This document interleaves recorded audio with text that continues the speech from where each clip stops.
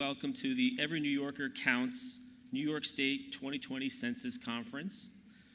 Before we begin, I'd like to thank and acknowledge some folks who really made this happen. First, to our partners today, Association for a Better New York. Their chairman, Stephen Rubenstein, is here. Let's give him a round of applause.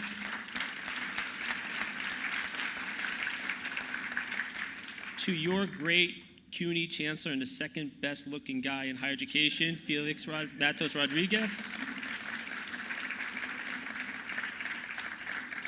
To New York City's great president of the Central Labor Council, Vinny Alvarez.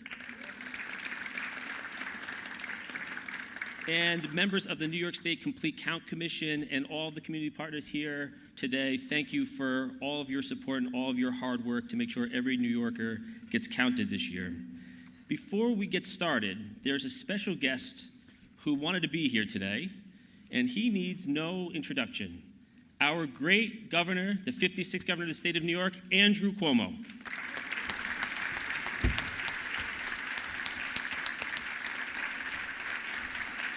Thank you. How are you? Good morning, good morning, good morning. All this talk about who's the best-looking guy. I don't know who the best-looking guy is, but I'll tell you one thing about Jim Malatras. He has the best head of hair, doesn't he? When you get to my age, you get hair envy, and I have hair envy for Jim Malatras' head of hair. He is also brilliant, president of the SUNY Empire College, and he's been a great, great asset to my administration in many different capacities. Let's give him a big round of applause. Let's thank CUNY and Chancellor Rodriguez for his hospitality this morning. Thank you for having us. I'm here for two reasons this morning. I'm supposed to be in Albany negotiating the budget. Two reasons are, number one, I hate negotiating the budget. Second reason is today is really very, very important, and I wanted to be here to say a few words to kick you off this morning. The census sounds like it's an administrative task, right? The census. Nothing could be more important to this state and this country. The census was so important, our founding fathers put it in Article 1 of the Constitution, actually before the Bill of Rights. Why? Because if you're going to have a government of the people, we the people, then you have to know where the people are and who they are. And that's what the census has been all about. Technically, what does the census do? Number of congressional seats, which is vitally important, especially today. Number of electoral votes that you cast, and how much federal money you are allocated. I was in the federal government during the Clinton administration for 8 years. Much of the federal money goes out by formula based on population. How do you determine population? It's the census. $870 billion is a lot of money that is at stake. And if that shifts, it can have a dramatic effect on this state. This state has already been hurt by the federal government financially under the quote-unquote SALT taxes, state and local tax deduction, which they undid for the first time since the income tax was imposed. Adds insult to injury because this state already sends more money to $7 billion. Deduction actually aggravated that. So doing the census is vitally important. It is also a massive undertaking, and it always has been. Just think, how do you count all the people in the country? And the federal government has worked at it from day one. Interesting side story. Late 1800s, country's growing. They're trying to figure out how to count all the people in the country. So the Census Bureau had a national competition as to how to tabulate such a large number.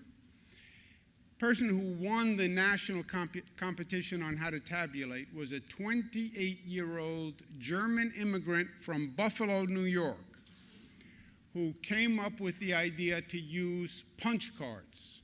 His name was Herman Hollerith. Herman Hollerith, 28-year-old from Buffalo, goes on to start a company. The company evolves into a little company called IBM, all right? And that is all from the great state of New York. So the count has always been problematic. It's been especially problematic for New York. Last time we did the count was 2010. About 63% of the people in New York were counted. That was about 11% less than the national average. So New York has always had problems in effectuating an accurate census.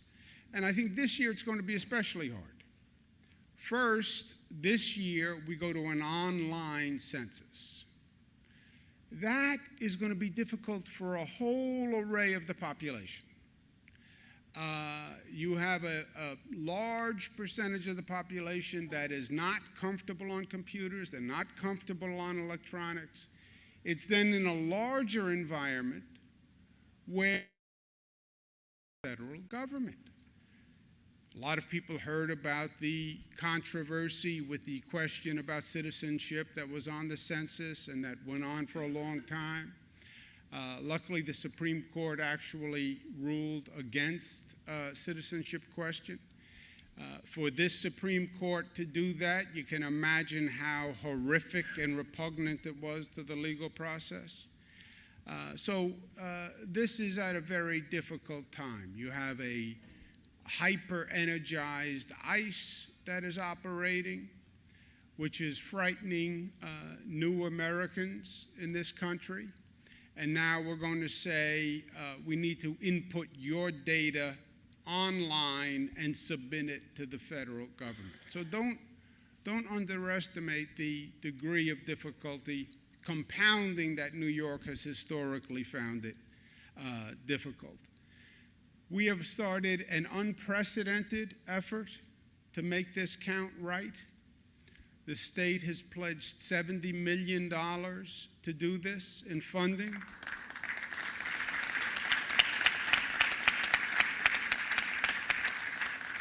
We've enlisted impressive co-chairs of the effort to bring public attention and notoriety. We have Martin Luther King III, who is a great civil rights leader I've worked with for decades. We have Lin-Manuel Miranda, who has brought the Constitution and the Founding Fathers to life in a way generations haven't seen it. And we have Lucy Liu from Queens, New York. We have Queens in the house today. I'm a Queens boy.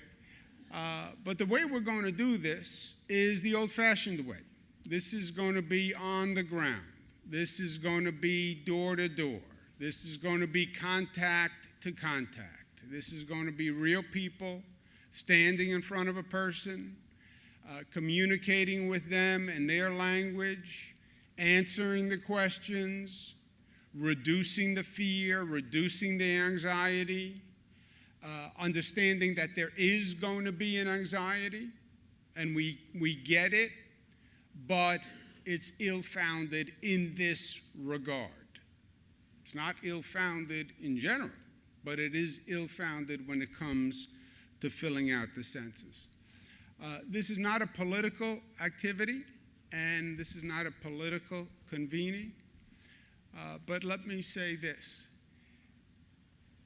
This census comes at a particular time in this nation's history.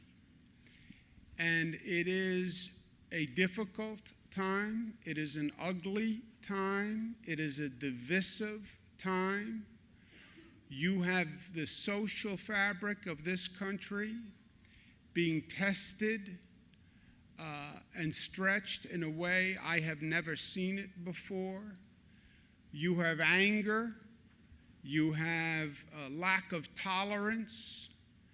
We have fear among our new Americans. We have division, even in this state. even in this state. We've been seeing this rash of violence all across the nation. We've been seeing anti-Semitism all across the nation. But in some ways, my naivete, I never thought it would happen in New York.